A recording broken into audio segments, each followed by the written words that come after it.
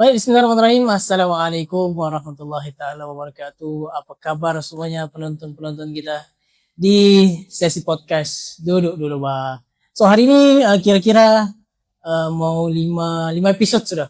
Oke. So alhamdulillah daripada episode pertama sampai ke hari ini tetamu-tetamu jemputan kita sudi menerima jemputan bersama dengan kita untuk berkongsi cerita lah ya kepada semua masyarakat di Tawau dan juga siapa-siapa yang menonton lah kita punya podcast kali ini ya.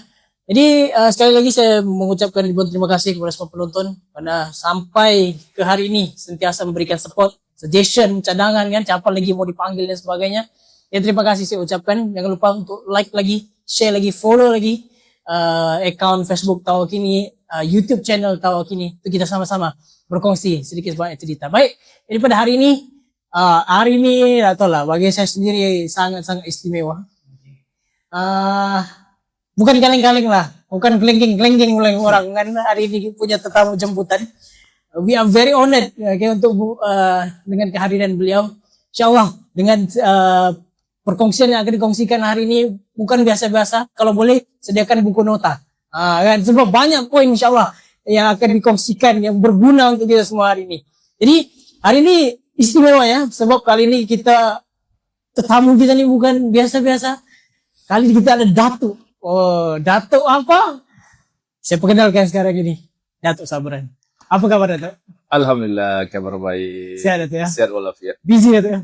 Alhamdulillah, busy dengan urusan dunia, urusan akhirat. Alhamdulillah, Allah sibukkan kita dengan urusan-urusan begini. Syukur Alhamdulillah. Masya Allah. Tapi tetap sehat Datuk ya? Sehat walafiat. Baru habis main badminton tadi. Pagi tadi brisk walk 7 km, petang main badminton lagi. Apapun sibuk, mesti jaga kesehatan lah. Betul. Itu yang paling penting. Oke baik Datuk, terima kasih Datuk ya karena sudi bersama dengan kita di Tawau Kini hari ini. Jadi mungkin Datuk sebagai permulaan lah kan Datuk, mungkin iyalah jarang mungkin orang tak kenal dengan Datuk Sabran kan. Tapi mungkin kita boleh minta Datuk untuk perkenalkan sedikit lah kan. Ya ada lagi orang-orang di luar sana. Mungkin orang Merote tak kenal kan. Kalau di Balu mungkin kenal sudah. Indra Sabah kenal sudah kan. Tapi mungkin di Merote ada tak kenal. Kalau Bakan mungkin tak kenal ya kan. Dan mungkin sedikit lah Datuk sebagai pembukaan. Assalamualaikum warahmatullahi wabarakatuh. Dan tanpa mengurangkan rasa hormat saya kepada rakan-rakan saya yang bukan beragama Islam, saya ucapkan salam sejahtera. Saya Sabran Abdul Hamid, ya, membesar di Kampung Indra Sabah. Asal Kampung Indra Sabah lah, tidak pernah pindah-pindah. Kampung Indra Sabah, sekolah rendah di Kampung Indra Sabah, melanjutkan pelajaran di peringkat menengah di SMK Balung. Tetapi kami SMK Balung dulu di Balung Kokos. Ya, di Balung Kokos kami tumpang dengan budak sekolah rendah. Budak sekolah rendah sekolah pagi, kami sekolah sekolah petang. Ya, sekolah menengah untuk Balung dulu di situ. Ya, selepas itu saya di SMK Balung sampai tingkatan 6. Selepas itu melanjutkan pelajaran di peringkat ijazah di Universiti Kebangsaan Malaysia. Jadi dulu kalau di Indra Sabah tuh kan orang tahulah ujung kampung, pedalaman. Ya, tidak ada listrik, tidak ada bekalan air, jalan lagi lah. Jalan kadang kereta tidak boleh masuk. Apa-apa pun tidak boleh masuk. Jadi macam mana dulu kami mau ke sekolah SMK Balung tuh 12,5 km. Saya punya ibu almarhumah belikan besikal singa. Ada dulu besikal singa tuh kan, yang ada sprocket tuh. Harga dalam berapa ratus, 500 kah? Itu pun dibayar secara ansuran dalam RM70 ya satu bulan. Setiap bulan. Ya, setiap bulan.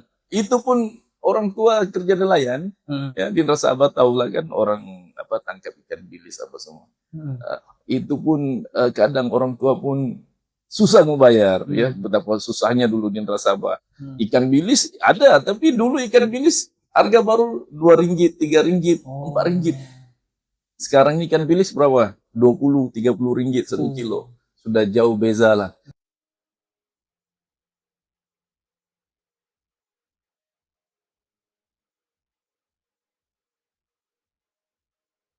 Jadi kami dulu ke SMK Balung tuh naik besikal. Naik Berapa basikal. kilometer tadi? 12. 12,5 dengan jalan gravel, jalan rosak. Sebelum sampai SMK Balung tuh, kami masuk dalam kebun sawit tuh tukar pakaian. Saya ada dengan seorang saya punya sahabat lah. Kita tukar pakaian apa semua baru masuk di SMK Balung. Jadi basah lah, keringat. dengan basahnya, dengan lumpurnya, dengan habuknya, semua lah di situ. Tapi ini pengalaman, Betul. dan ini yang kita anak-anak sekarang tidak dapat. Ya. Amat disayangkan, saya rasa. Jadi saya bila diuji dalam dengan beberapa keadaan, kita ini sudah kuat, Pak. Kan dari sekolah rendah kita sudah kuat, sekolah menengah pun kita kuat. Jadi ujian datang sini berganti. Alhamdulillah kita bisa hadapi. Betul. Jadi Datuk lahirnya di Indra Sabah kan Datuk. Jadi macam kalau boleh Datuk ceritakan sedikit lah, selain daripada macam keadaan yang jauh daripada Balung ketika itu kan, mungkin time zaman Datuk ni macam mana Indra Sabah tu sendiri gambarannya kan? Indra Sabah dulu, ini pengalaman. Ini cerita benar, ya. Dulu nelayan kalau turun ke laut di Bagang tuh, boleh kata mesti ada lah. Kalau dalam sebulan tuh 2 bulan kejadian rompakan di laut. Betul, ini cerita benar Indra Sabah. Memang 1, 2 bulan, 3 bulan adalah tes orang nelayan itu kena ambil dia punya izin sangkut. Izin yang dulu Marina, Yamaha, yang 15 power kan. Itu macam perkara biasa. Dan pengalaman saya sendiri sebagai orang Indra Sabah, saya punya family pernah kena rompak di dalam kampung tuh. 5 orang rompak, masa itu saya dari jam 4. Habis selai sekitar. Kosong rumah. Kosong. Bayangkan perompak tu boleh ambil generator. Kan dulu Indra Sabah tidak ada pembekalan elektrik. Jadi kebanyakan dulu di generator yang main hutang kan. Kami kena rompak. Habis selesai yang masa tu saya dari jam 4. Saya ingat lagi dengan senjata semua. Dia punya ini cerita benar. Boleh masih ada mungkin di rekod atau rekod. Dan selepas itu barulah ada MERI ditumbuhkan di Indra Sabah. Masa itu hanya DPH, Pasukan Polis Sultan. Sekarang PGA kan. Masa itu ada DPH. Selepas kejadian rompakan itu barulah wujud Pasukan Polis MERI di Indra Sabah. Di ujung di ujung KD itu sekarang. So yang itu anggaran zamannya lah itu. Tahun berapa? Saya dari Jepang. Dari Jepang saya 19 berapa? 80 70? 90-an. Saya dari Jepang, saya SPM 96. Oke. Saya SPM 80 lah, 80 70-an lah. Ya betul. Betul. Dalam 80-an. Betul bro. Indra Sabah masih belum banyak lagi. Masih belum banyak rumah macam sekarang. Indra Sabah sekarang sudah penuh. Jadi Indra Sabah ini 1001 macam cerita yang ada di dalam kalau orang-orang yang terdahulu. Iyalah. Ya, kalau setakat kejadian rompakan itu perkara biasa. Perkara biasa itu di laut yang saya punya family di dalam kampung dengan kejadian rompakan. Kita masih ingat lah semua. Itu Yalah Indra Sabah itu kira-kira kampung. Ya, siapa yang mau pergi tinggal di Indra Sabah lu? Ya, sudahlah tidak ada listrik, tidak ada air. Jangan pun kereta susah masuk. Kalau susah masuk, kadang orang pergi bandar pakai pol. Pagi cepat kau.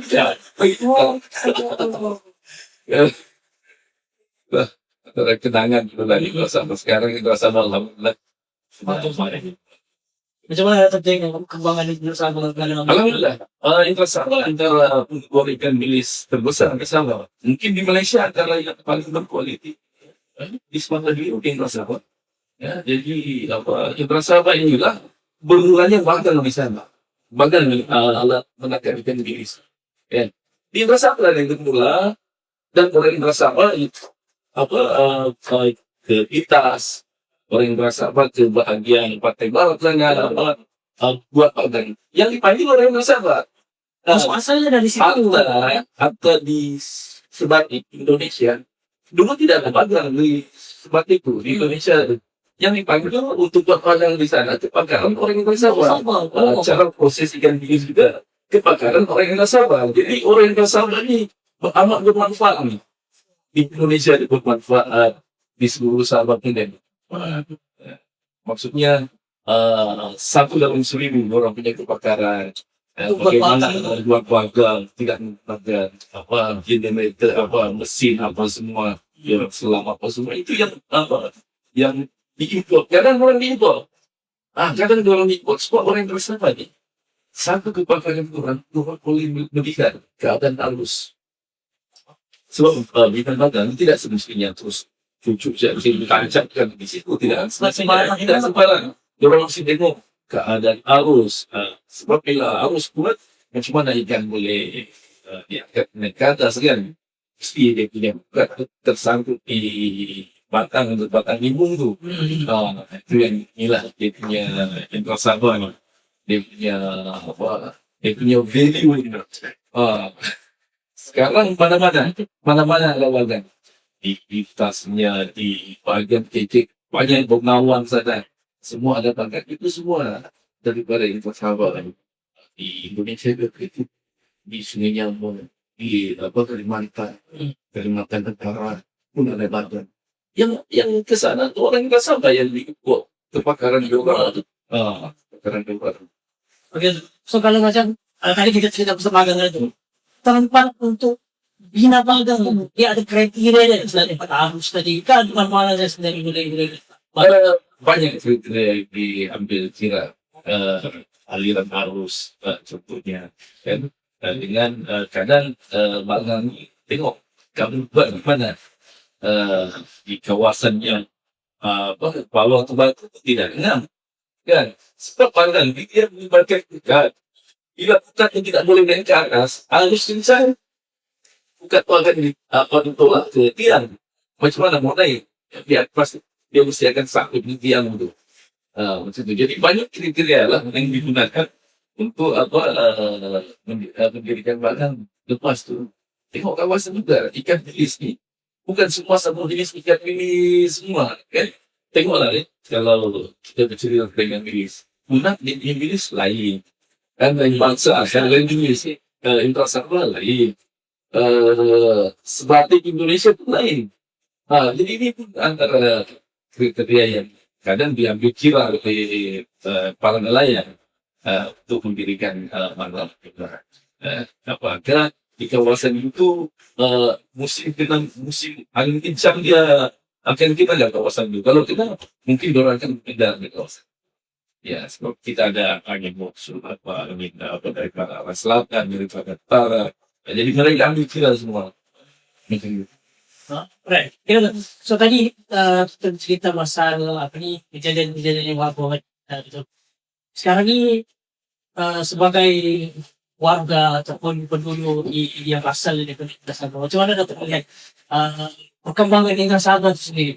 Sebab kita tahu yang Nasabah ini kita ada magang di kan. Jadi macam mana dapat melihat daripada magang sendiri kepada masyarakatnya, ekonominya, mungkin boleh cerita sedikit. Kalau sekarang ni Nasabah sudah jauh beza dengan seperti yang saya cerita tadi. Salah satu faktornya harga komoditi contohnya ikan bilis tidak macam dulu bayangkan dulu RM4 sudah kita bilang mahal sekarang mencapai 30 ada yang 40 bahkan 50 mata hidup sekarang RM50 satu kilo pun orang beli kan jadi ini adalah anugerah Allah yang Allah berikan kepada Sabah ni mungkin hasil daripada kesabaran orang-orang yang terdahulu melayani apa yang Allah takdirkan untuk mereka dan hasilnya kepada anak cucu mereka dan mewarisi mereka yang bertahan hingga sampai akhirnya mereka sekarang sudah hidup senang kalau orang Nasabah sekarang ni kalau umrah ni kan satu tempat tu Nasabah sudah berapa ramai ni sekali jalan memang ramai itu itu mungkin hasil daripada ekonomi di Nasabah tidak lupa juga sekarang Nasabah ada palu visi semua yang itu pun berikan pelajaran untuk bersama menyediakan peluang pekerjaan untuk masyarakat yang bersama. Dan lepas tu dia ikan bilis ni dia akan digobek kan, ikan belah dua. Jadi ini adalah salah satu sumber pekerjaan di ibu rumah suri rumah di Sabah. Jadi contohlah satu orang bos ini ada ikan bilis dia masuk dia masuk kobe. Kalau Indra Sabah sudah full baru dia akan lari ke kampung lain. Bayangkan Indra Sabah ni selain Indra Sabah ya hasil bilis ni apa dikerjakan di kobe oleh orang-orang kampung Indra Sabah sampai dia datang ke Batu. Kemana-mana. Orang Indonesia kan tak mampu gula dua atau sembah. Bayangkan kalau 5.000 kilo. Orang Indonesia pada mampu. Jadi akhirnya kita orang Indonesia menjadikan peluang pekerjaan itu pada seluruh rumah di tempat lain. Inilah yang saya cakap. Indonesia ini ada billion sebenarnya. Walaupun dia terletak jauh di pedalaman, jauh daripada mana, tapi dia punya value dia menyediakan rumah rezeki untuk rumah ataupun rumah tangga yang dia kan pada orang nonton TV karena orang nonton Gesia ya buat apa semua bagus ambil ikan itu kopi sambil dulu RM1 1 kilo sekarang berapa? RM4 kan 1 kilo. Dia dapat buat 10 kilo satu hari. Dia tidak payah keluar daripada dia punya rumah. Sambil nonton TV dia tidak kopi kan tulis. Bayangkan manfaat yang diberikan oleh nelayan di Sabah itu masyarakat sekitar Tawau itu baru satu manfaat. Manfaat lagi ikan bilis jadi apa? Jadi komoditi yang diperdagangkan orang dari semakin datang cari apa di Sabah sampai PTK cari bilis. Padahal bilis yang terbaik itu datangnya daripada kampung yang bersatu. Inilah berkahnya orang-orang terutama melihat bersabar di kampung Sabah dan hasilnya akhirnya dicapai oleh anak. Ya, baik. Betul. So bilis dan bagang kan kriteria itu dan bagang ni ingatkan macam benda tu boleh letak di mana-mana kan semua tempat setiap hotel boleh letak bagang kan mungkin kriteria untuk ada bagang itu. Okey, untuk Indra Sabah dia hanya sesuai dengan bagang kaca yang ditancapkan. Bagang ni apa jenis? Ada banyak jenis bagang. Di Puna orang pakai bagang perahu kan, bagang perahu dia perahu pastu bagang kan. Tapi tidak sesuai dengan Sabah. Dia punya sudah ada beberapa kali percubaan orang buat sebab mungkin faktor-faktor lain yang menyebabkan dia tidak sesuai dan akhirnya orang Sabah tidak dapat buat bagang perahu berjual tidak buat bagang tancap. Bagang tancap yang ditancap itu tadi. Tetapi dia bukan bersifat tetap. Boleh tidak. Bukan boleh tidak sebab kerajaan perikanan tidak akan benarkan bagang itu dibuat secara tak. Maksudnya kamu boleh pindah bagang tetapi hanya menggunakan nibu batu itu boleh.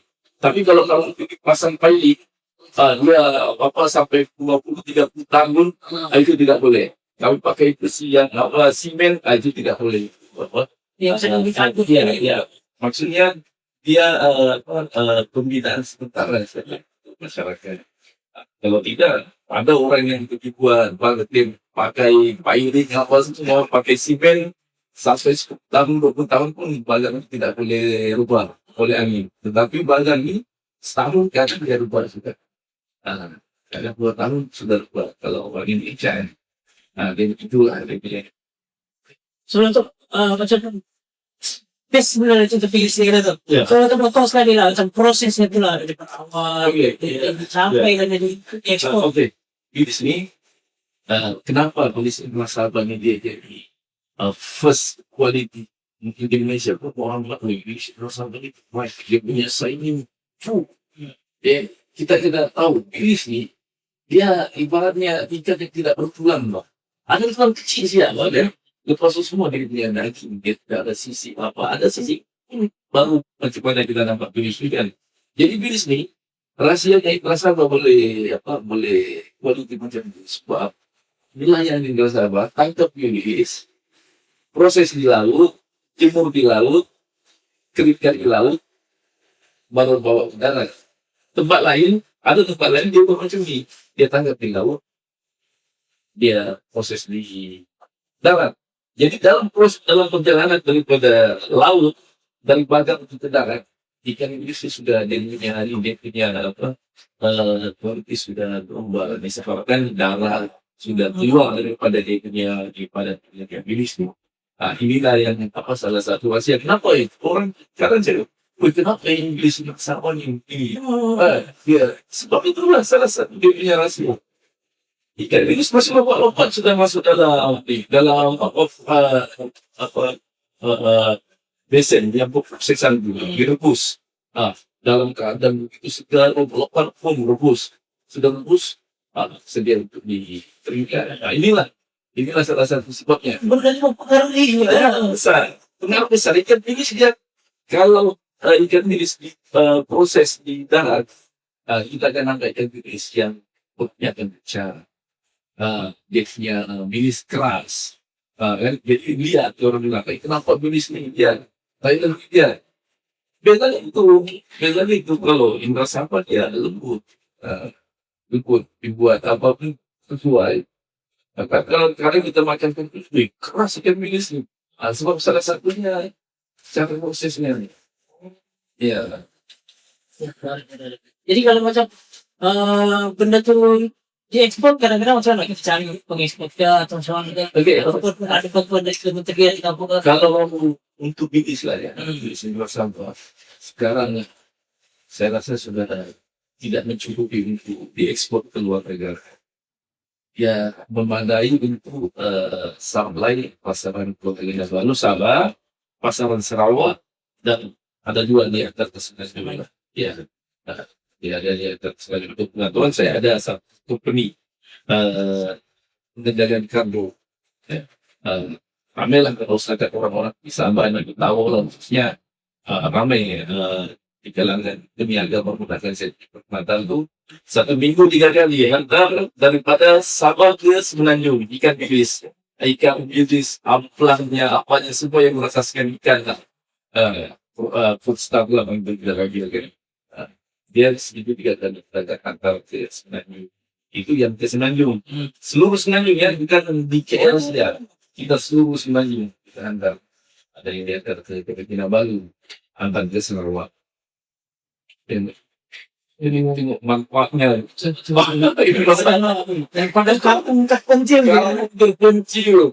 Kampung banyak mundur lagi orang lebih banyak. Sekarang memberi manfaat kepada seluruh Malaysia. Pada seluruh Malaysia. Saya ini bangga juga berasal dari itu sama. Sempat berjuang di bersama kan. Jadi okey, kita cakap pasal perjuangan dengan Jantung punya macam perjalanan lah. Lepas dari sekolah kan, sekolah masuk universiti.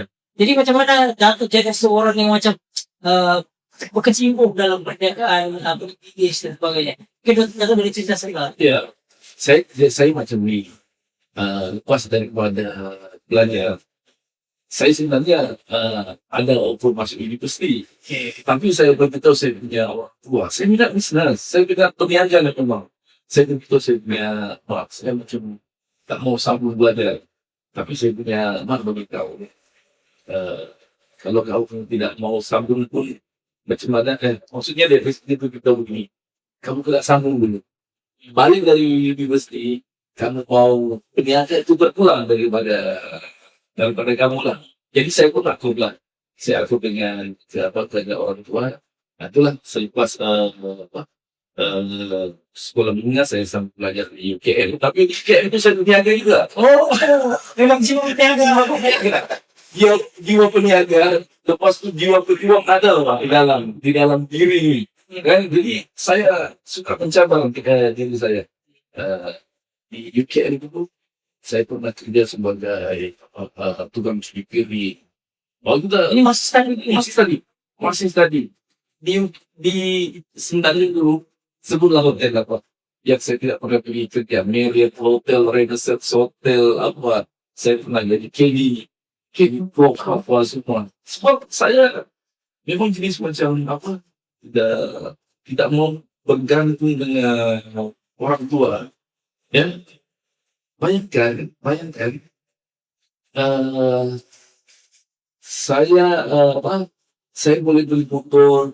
Aku beli motor hasil apa? Hasil kerja tinggi. Ya, saya pernah berniaga CD. Nah, dulu kan ya, dulu tempat sendiri kan MP3 kan. Dulu siapa yang ada duit dia ada pun MP3 itu. Jadi saya bawa lah kawan ni yang dia ada duit lah, dia boleh sediakan tu. Jadi dia bagi lah selalu MP3. Nah, saya masuk lah, saya pergi kerja bang. Saya masuk di dewan kuliah, jumpa pelajar-pelajar. Kamu pilihlah lagu mana yang kamu mau. Okay, kami berdekat di sini. Kan? Kami tolong berdekat di sini. Itu antara saya kerja ni. Bisnis. Antara saya masuk di dewan kuliah. Mau apa? Mau lagu MP3 kan? Coba tengok lagu-lagunya. Lagu-lagu Selap Saya pun lepas tu orang pilih lah. Okay, 100 lagu. Dia punya CD harga macam ni. Kan yang ini. Tapi itulah kita manfaatkan teknologi lah. Kalau tidak sampai ke tahap itu ataupun orang tidak memiliki alat itu, kan? Tapi kita manfaatkan itu datangkan hasil lah kita.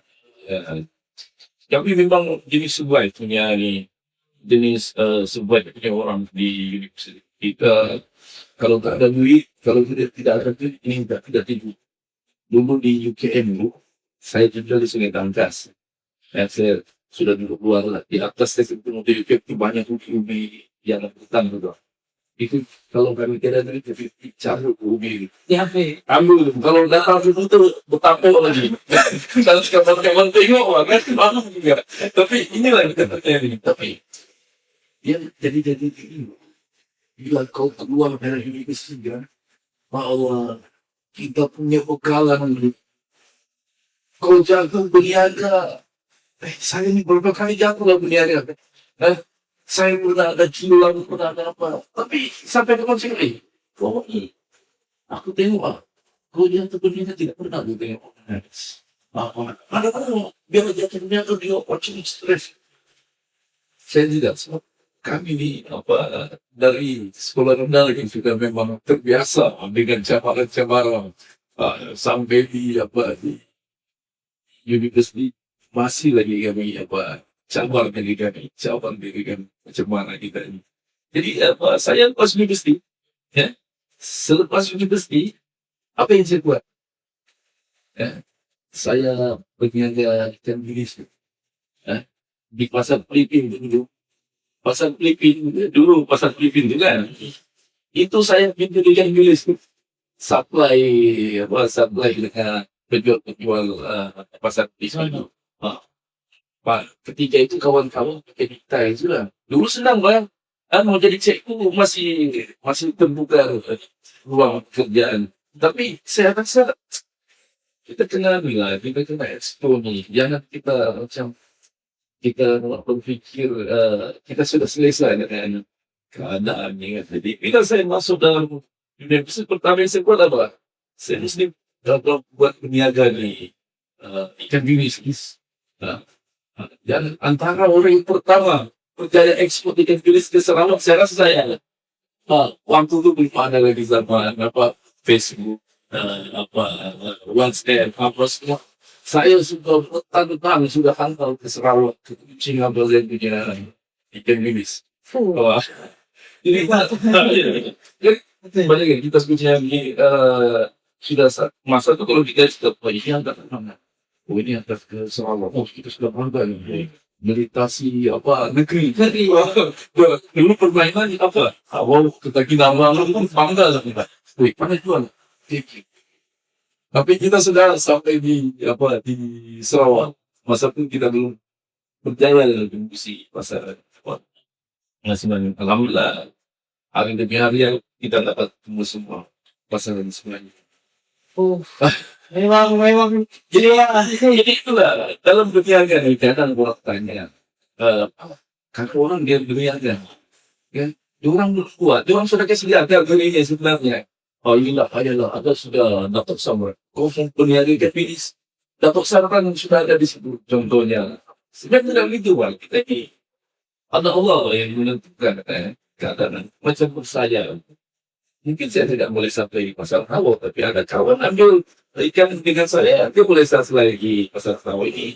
Siapa kita dia yang menentukan rezeki ini. Jadi kadang saya juga bila ada kawan-kawan banyak, kata, jalan saya tu. Nanti kamu tahu kalau bagaimana dia punya dia punya adik beliku. Kau mikir bisnes ikan bilis, bukan semestinya kau bisnes ikan bilis ya nanti. Dalam bisnis bisnis itu banyak macam apa.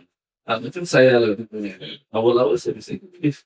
Sekarang saya antara pengimpor daripada luar negara ekspor impor. Alhamdulillah kan. Saya impor daripada negara luar, ada saya ekspor keluar. Kan. Pertama bermula dari orang. Yang paling bisnis lah. Kan. Jadi bila kita dapat manfaat sedikit bisnis. Kenapa ikan gini sih? Dia kena pakai kurung lah. Ya, pakai kurung. Jadi kita mungkin boleh berniaga ayam, frozen food. Sebab saya sudah kurung nih. Tak ada saya masih ikan gini saja. Ya, jadi kita mula kembangkan kita punya pikiran mana.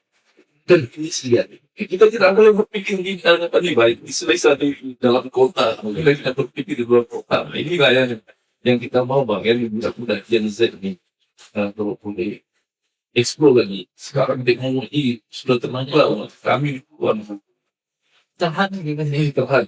Kita ingat lagi kita ibu ikan bilis, kita ikut di perang macam nelayan pergi survei di mana tempat-tempat sumber-sumber yang boleh kita dagangkan. Tapi alhamdulillah kita masih boleh jalan sampai sekarang. So kita pun sebagai warga masyarakat kita perlukan orang-orang Sunda itu sebenarnya untuk dijadikan sebagai inspirasi terutamanya dalam bidang perniagaan kan. Sebab memang sudah ada jalan sendiri yang orang dari awal lagi sudah ada kan. Oke, jadi macam sekarang ni orang kenal Samran, dia sahawan bilis kan. Dan dalam satu sisi yang lain pada racunnya juga terkenal dengan apa ni, orang cakap pembangunan masjid gitu.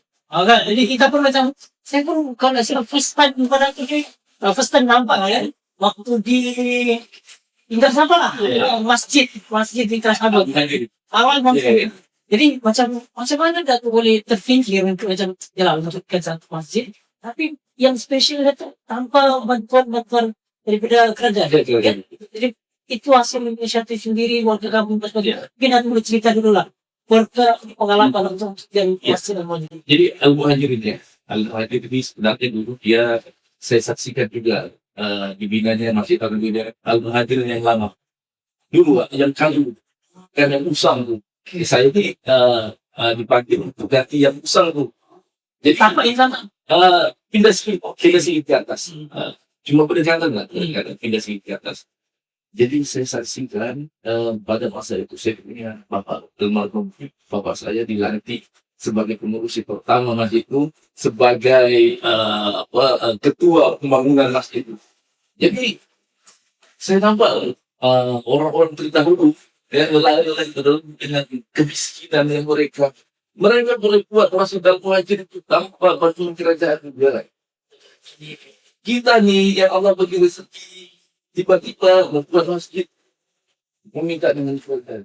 Kalau bagi saya lah, saya pernah ditawarkan oleh pemimpin, kamu bantu masjid ini, kamu mau kerajaan bantu masjid ini, tak payah. Kenapa tidak payah? Saya punya orang terdahulu ya yang memulakan pembinaan masjid boleh buat. Kami tiba-tiba terlalu luar. minta dengan kerajaan. Biarlah kerajaan membantu masjid-masjid yang memerlukan. Kami rasa ikut biar kami buat. Jadi saya tolak dengan cara terhormat. Kita punya pemimpin punya tawaran untuk membantu membangunkan Masjid Ibn Sabah itu dengan bantuan duit daripada kerajaan. Saya cakap tidak perlu lah. Saya rasa memang tidak perlu. Dan alhamdulillah sekarang Masjid Ibn Sabah berdiri juga. Kos berapa juta? Boleh pergi tengok Masjid Ibn Sabah menjadi contoh viral. Sebab macam mana kita ni bina masjid, jangan halang-halang. Saya begitulah, saya punya fikiran, saya pernah ditegur oleh saya punya kawan lain. Ketika saya ingin first membuat masjidnya, maksudnya saya jadi ketua pembangunan masjid. Saya punya kawan ni orang Cina baru masuk Islam. Jadi saya lepak di kedai perempuan. Kami membuat masjid, kami membuat kecil-kecil. Apa dia cakap dengan saya? Dia cakap, don't understand kamu. Saya tidak terkejut. Ini orang masjid Islam. Kau membuat kecil-kecil, dia cakap. Kau don't understand awal kan? Jangan kau bangkasi kemampuan Allah. Buatlah sebesar-besar. Saya ini lahir Islam.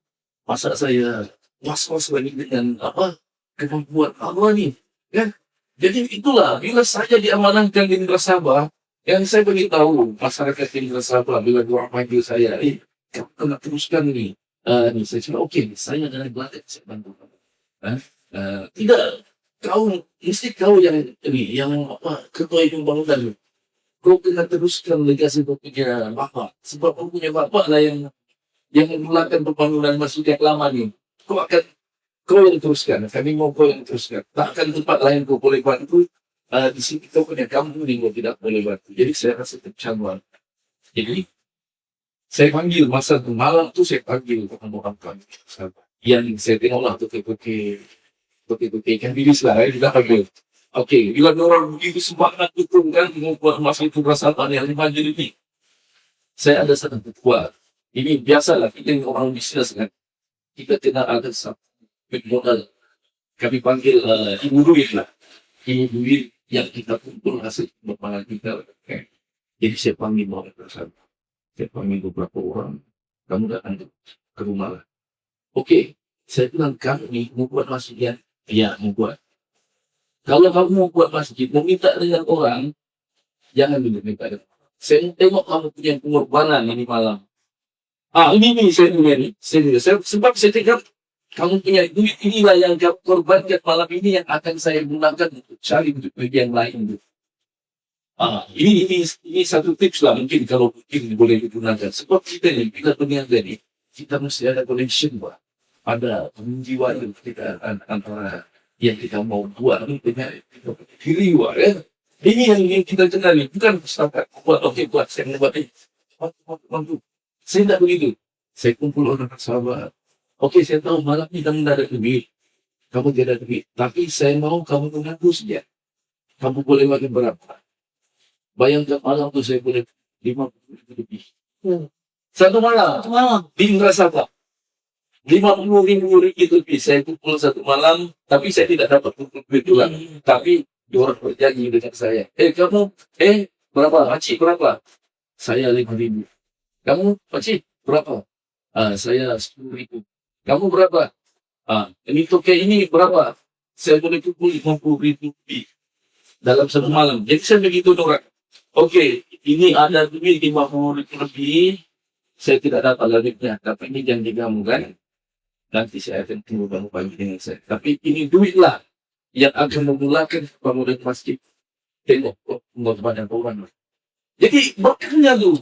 Berkahnya arti sebuah pengembangan. Allah tidak akan biarkanlah.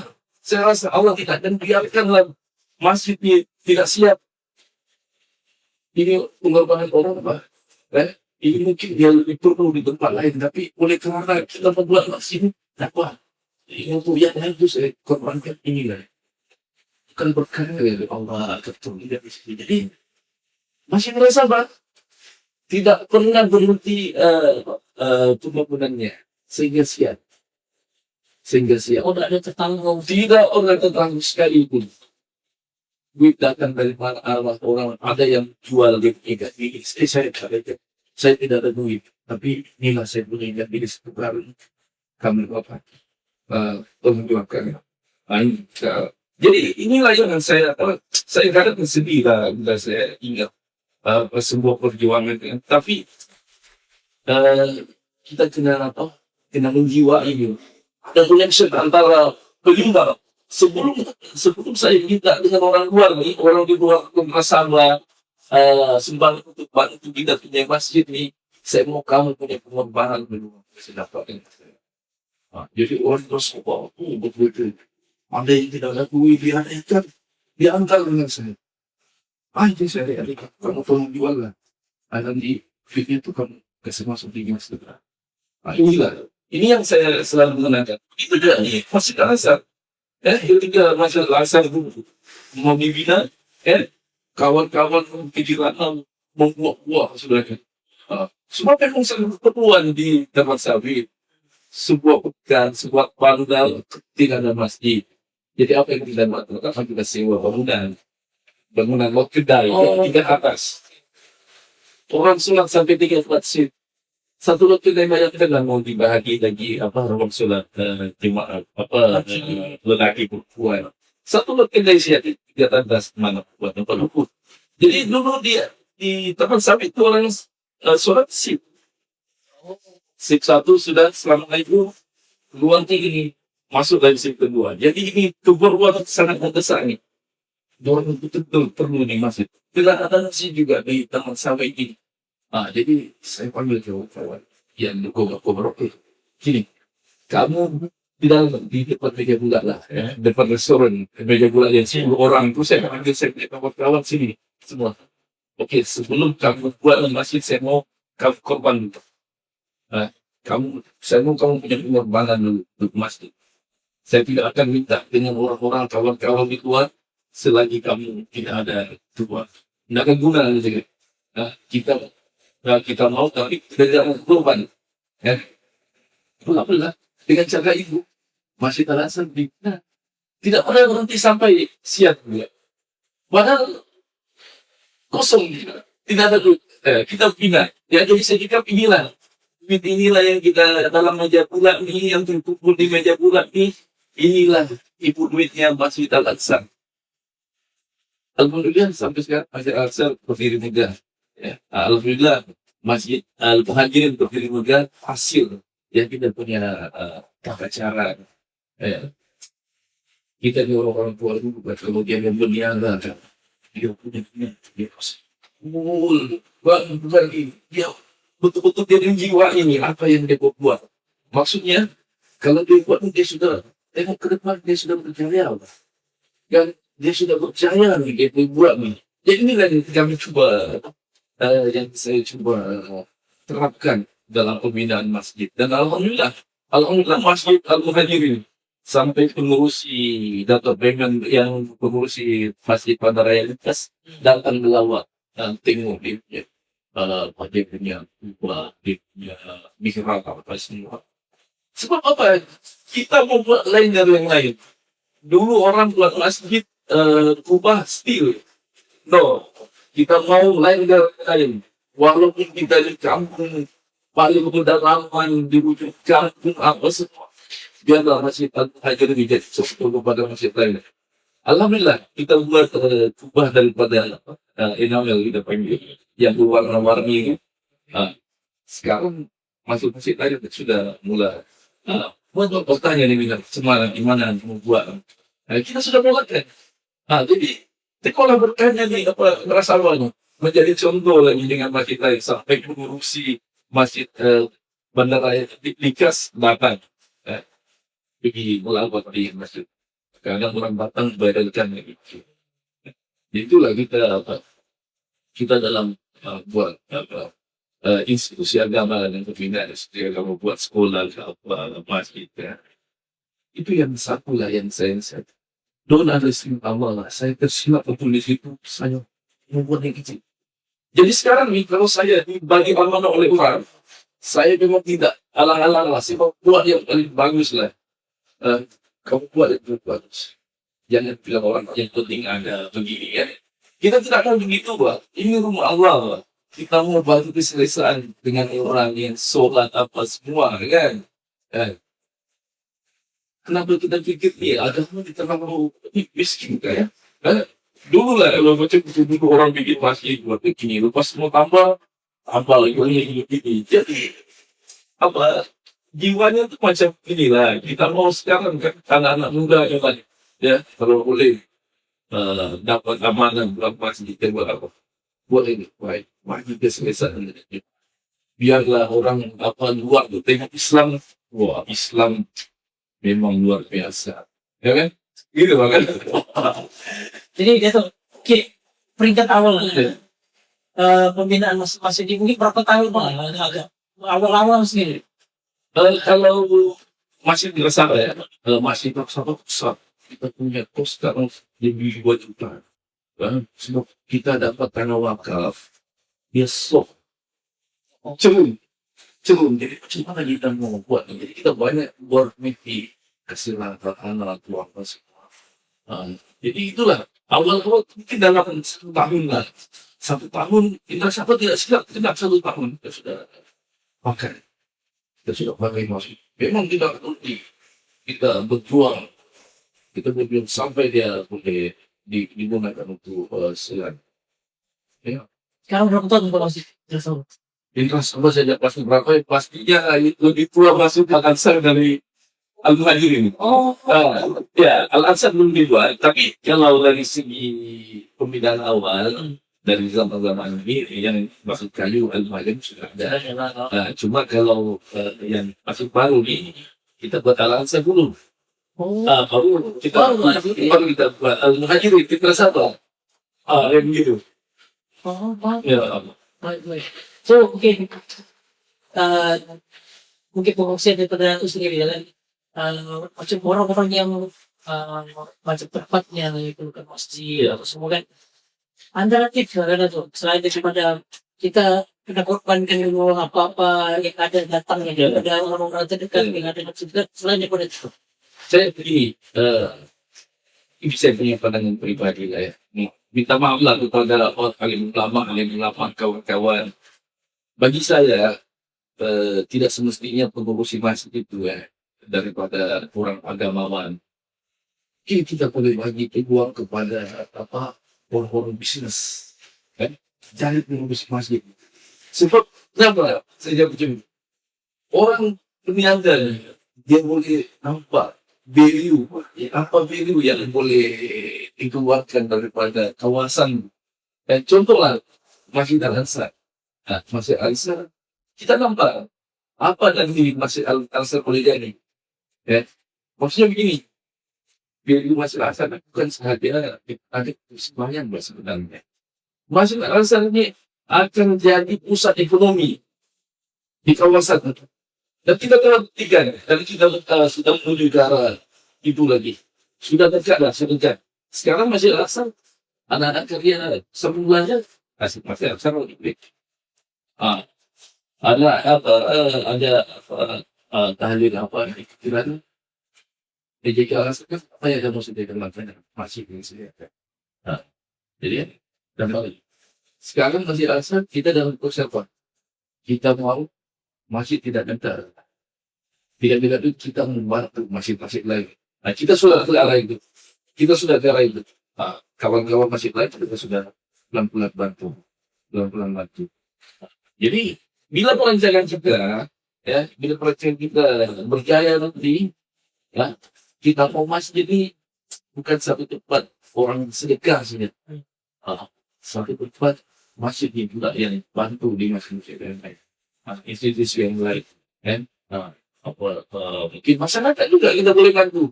Orang-orang susah kita boleh bantu.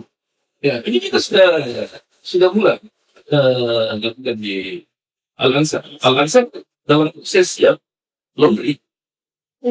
Kita ada laundry dan service laundry. Nanti hasilnya kemana? Nanti hasilnya kita akan gunakan untuk bantu masing-masing yang lain, sekolah agama yang lain. Nanti masih langsung ada ini transit Rumah itu Ya, rumah transit. Ya. Jadi hasilnya nanti kemana? Kita akan bantu. Ya, tetap itu yang saya cakap tadi. Ya, ini tips lah kepada kawan-kawan yang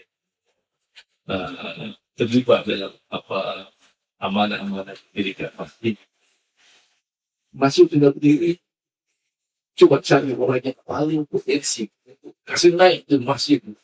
Ya, kita tidak mau masjid ini balik-balik, tidak dapat bayar bil negeri, tidak dapat bayar ini penggaji ini kan, minta lagi dengan orang kampung. Kita mau masjid itu dia ada sumber. Nah, kita mau baik saya tuh kita bukan apa ini kita berbicara dengan reality Iya. kan. Sebab kita nampak masalah-masalah Iya. itu berlaku. Jadi kita perlukan orang yang misalkan boleh bawa masjid itu ke arah yang orang cakap landas semua betul. Bukan saja untuk orang berkumpul, tapi untuk membantu untuk masyarakat. Ya, betul, betul. Kita kena pikir sampai situ lah saya. Ya, jadi Z nih, kan? Dia punya pengetahuan lebih daripada kita, kan?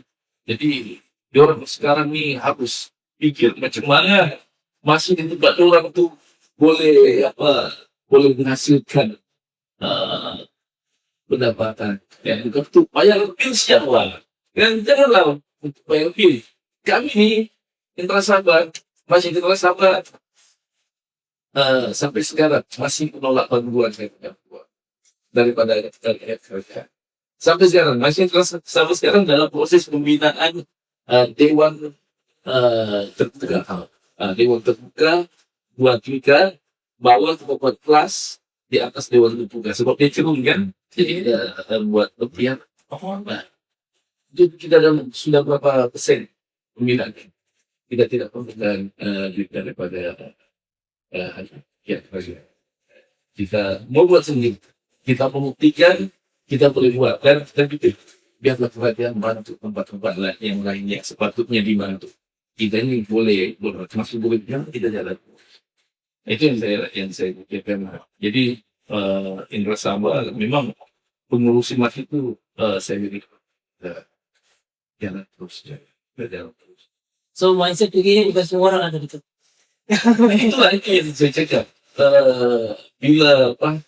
Bila kita bawa mindset jiwa-jiwa mindset bisnis kita dalam pengurusan, kita boleh nampak apa potensi-potensi. Ya lah, bukan kita bilang si ini tidak boleh, tapi mungkin kita ada sedikit pengalaman yang lebih lagi daripada kawan-kawan kita. Jadi kita bergabung dan pikir cuma-cuma atau kita boleh buat yang terbaik itu rumah Allah. Amanah yang dibagi dengan kita kan. So dalam agama sendiri itu dia mencakupi seluruh aspek hidup. Betul. Sekarang jangan pikir masjid ini untuk tempat sholat saja. Ya, itu saya rasa itu salah besar. Kalau boleh masjid ini dengan Allah Rasulullah ada apa semua dibuat di masjid. Sekarang kami Masjid Al-Ansar ada dewan terbuka. Orang mau kami boleh jadi tuan rumah. Nanti mungkin kami akan jadi event organizer lagi. Kamu mau kawin bawa badan ya. Kami punya dewan, kami punya apa semua. Sekarang kita ada pickleball. Kita sekarang mau bina lagi satu gelanggang pickleball. Budak-budak sekarang main futsal di dewan terbuka. Jadi tengok manfaat masjid itu. Dia sebenarnya kan untuk sholat saja. Mudah-mudahan mau bikin online lah. Ya. Kita sediakan tempat. Riada di alam satu budak-budak boleh main. Riada orang tua di situ. Tengok anak-anaknya. Al-Ansar, kadang sekolah-sekolah friendly pakai Al-Ansar punya dewan. Tengok manfaat.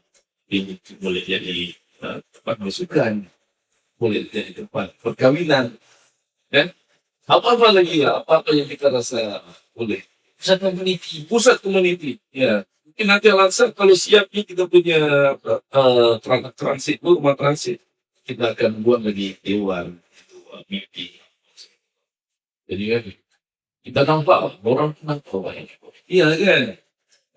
Tak boleh kita sempitkan. Kita kena berfikir di luar kotak dalam penulisan. Baik itu. So, saya ada, kalau saya anggap, saya katakan benda ini sebagai satu benda yang ada mewujudkan rasa, mewujudkan mandiri, kan?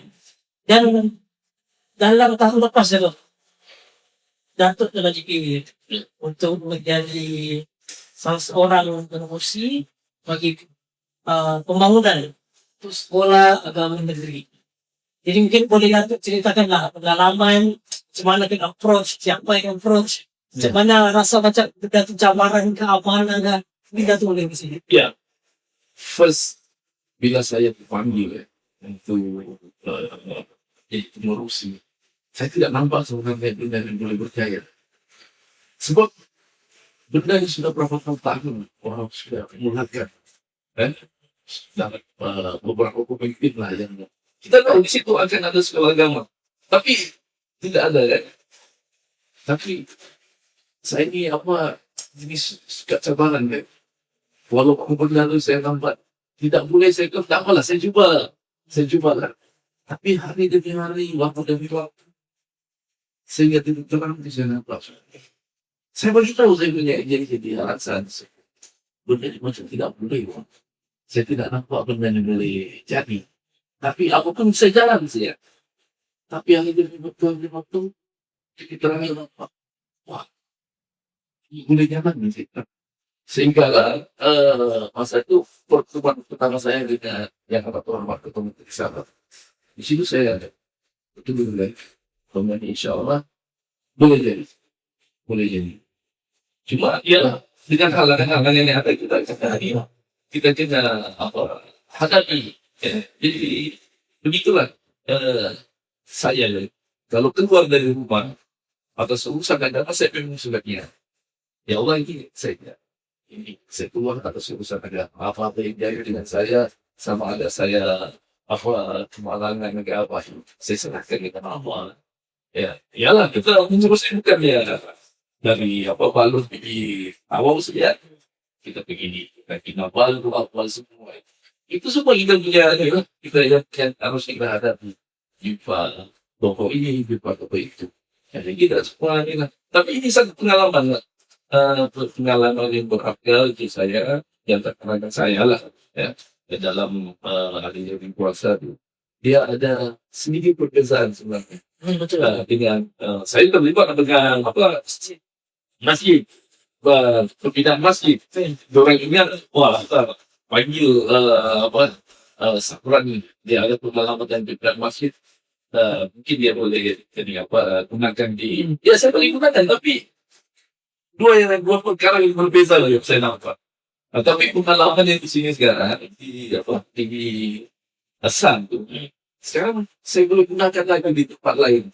Alhamdulillah sekarang kita dalam proses pembinaan. Saya pun termasuk dalam proses pembinaan. Mahfuz Sulaimaniyah Putri Giranku. Itu pun dengan buat alhamdulillah. Ini semua pengalaman dari mana? Dari pembinaan Assam. Kita bawa lagi ke sini. Jadi inilah yang manfaat-manfaat ini bahkan sama lah saya tengok dalam peniaga itu begini juga. Kalau masuk dalam dunia ikan bilis kan semestinya bilis ya. Yang lain-lain nanti akan datang Allah akan bawa.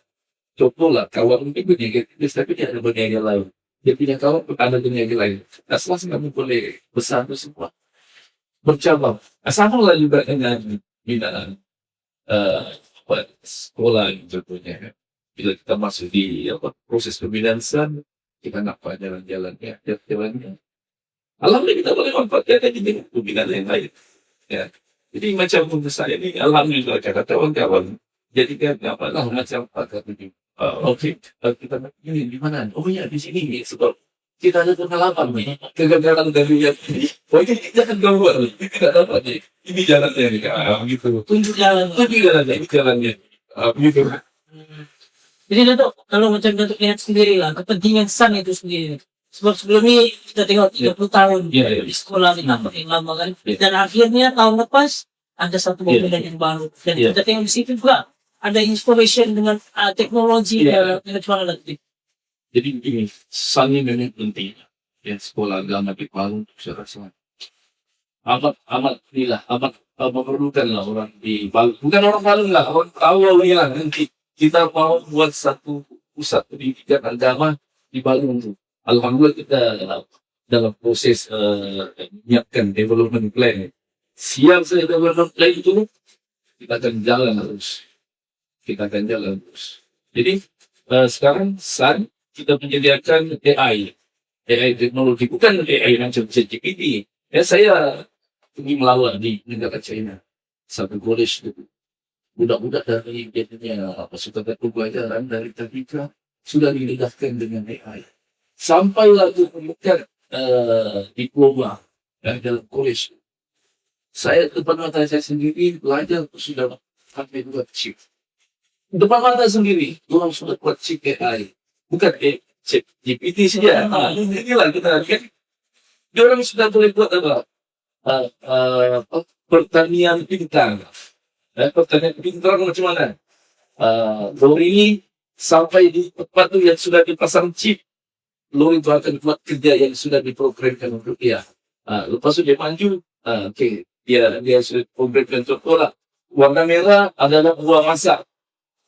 Robot di lori itu akan ambil hasil warna merah itu masukkan ke lori.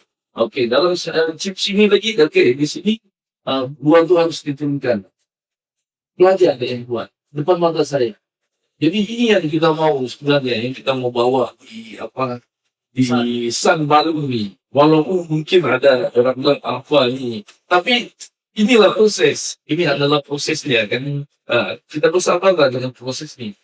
Kalau kita punya pelajar sudah diledakkan dari peringkat darjah 1 dengan AI, peringkat university college nanti orang sudah tidak asing dengan AI ini.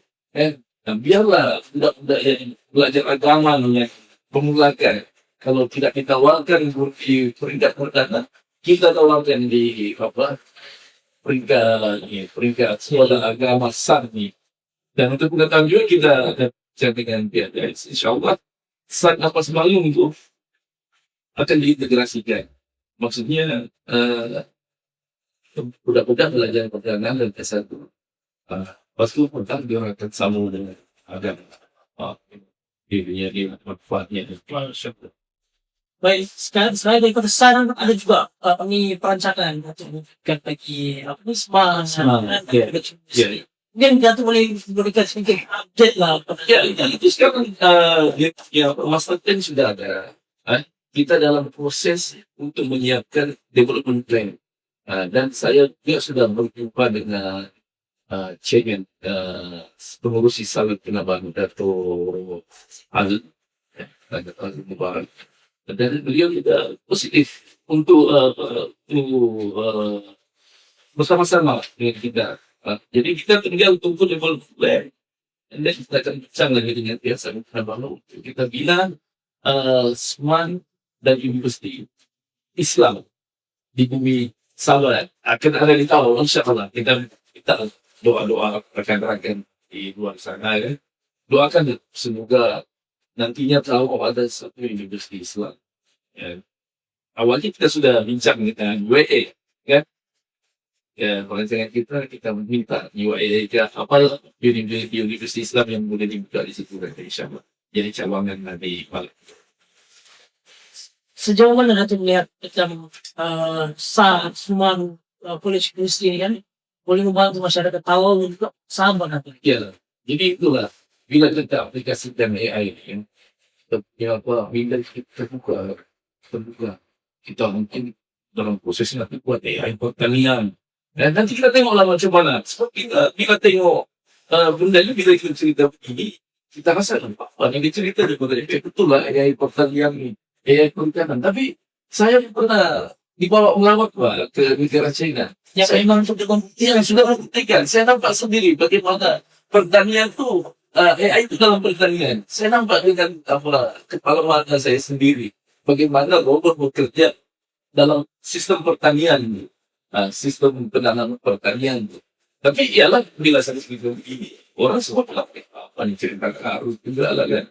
Tapi kita yang sudah nampak. Jadi kita yakin, kenapa kamu bilang kami apa idea yang gila entah apa. Kami sudah nampak sendiri dan kami membuktikan. Insya Allah nanti kalau Allah tolong, Allah betul kita akan nampak nanti di Balung tu lah. Walaupun Balung tu jauh dari Bandung, tapi Balung akan jadi pusatnya lah. Itu yang kita.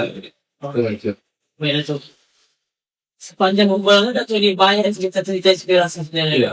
Bukan sejak waktu saya kita diharapkan untuk semua penonton-penonton kita nanti Datuk dapat mengambil tibar lah, pelajaran, panduan lain untuk kehidupan atau apa-apa sekali tingkat yang kita lakukan. Jadi mungkin kalau kita mau cerita mungkin kita perlukan 2-3 episode untuk dalam ya kan. Jadi mungkin kita pun sudah sampai ke penghujung rancangan. Jadi mungkin Datuk boleh berikan sedikit kata-kata akhir lah kan pada penonton-penonton di luar sana yang mana Ustaz peniaga, yang mana Ustaz terlibat dengan pembinaan masjid. Dan mungkin Datuk boleh berikan sedikit. Ya. Sebelum itu saya betulkan dulu lah, dalam perniagaan ini saya ini bukan orang yang kerja yang masih biasa-biasa saja. Ya, dalam pembinaan masjid pun masih banyak orang yang lebih bagus, yang lebih hebat daripada saya. Cuma saya ini orang yang baru belajar apa semua. Jadi bagi saya bila kita mau terlibat dengan sesuatu kita kena ikhlas. Ya, kita kena ikhlas. Apa yang kita buat, bila kita mau berniaga pun kita kena ikhlas. Ya, dan minta jangan bilang saya pandai. Ya, tidak ada orang pandai kecuali dengan izin Allah. Ya, saya begitu. Saya tahu berniaga ini saya tidak pakar dalam berniaga ini, tapi saya tahu ada Allah kepada. Saya memang selalu berdoa dengan Allah saya tidak ada kepakaran di sini. Ya, tunjukkan. Kalau memang kurasa saya boleh dengan ini kan, kalau tidak boleh ini kan. Kita harus memperasangkan semua salah macam dalam pembinaan dalam berniaga. Kita punya adik-adik ini anak-anak ya.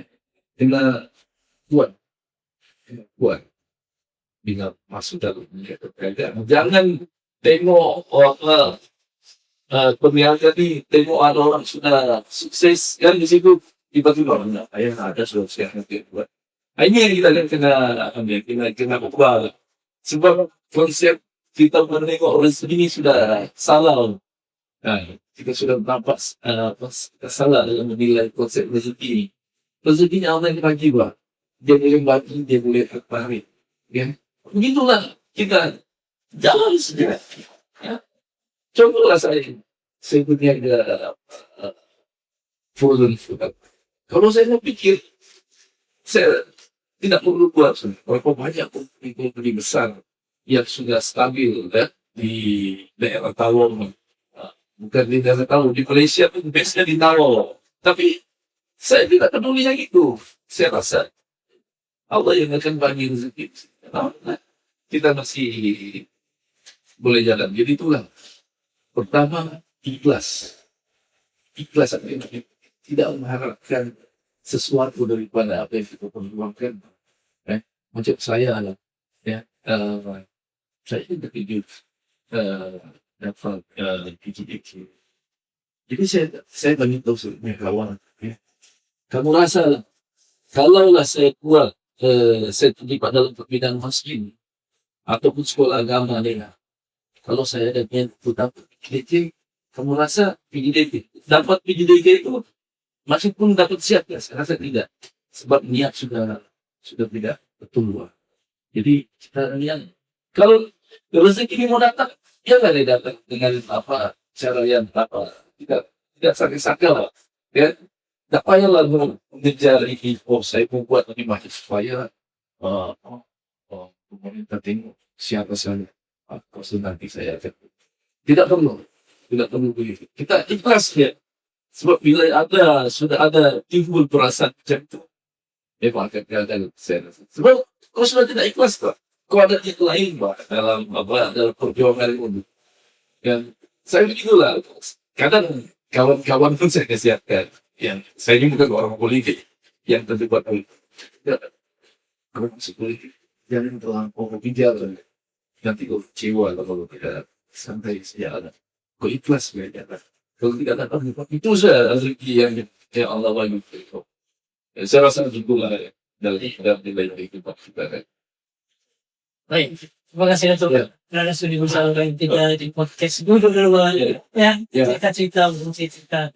Jadi terima kasih kepada Datuk sekali lagi atas kesudian.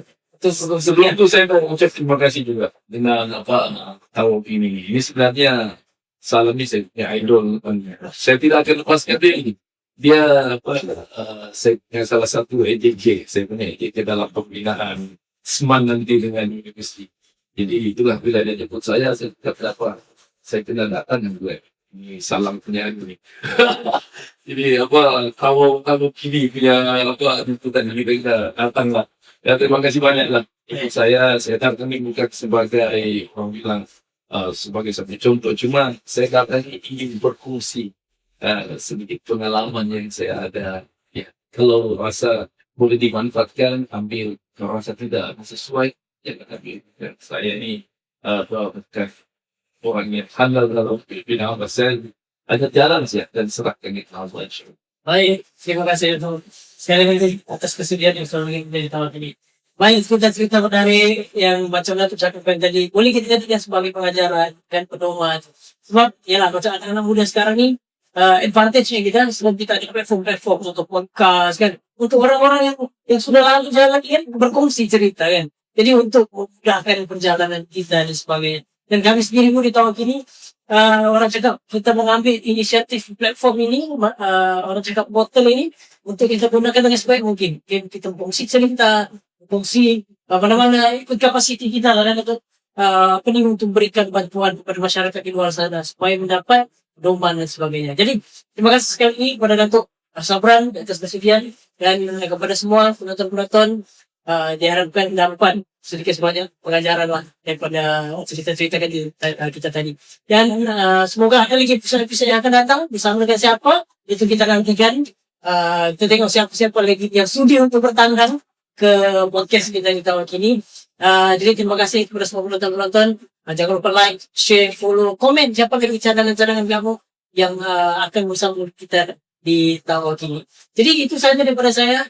Dan juga Datuk Sabran. InsyaAllah kita bertemu lagi. InsyaAllah. Program-program lain. Bye-bye dan assalamualaikum. Waalaikumsalam.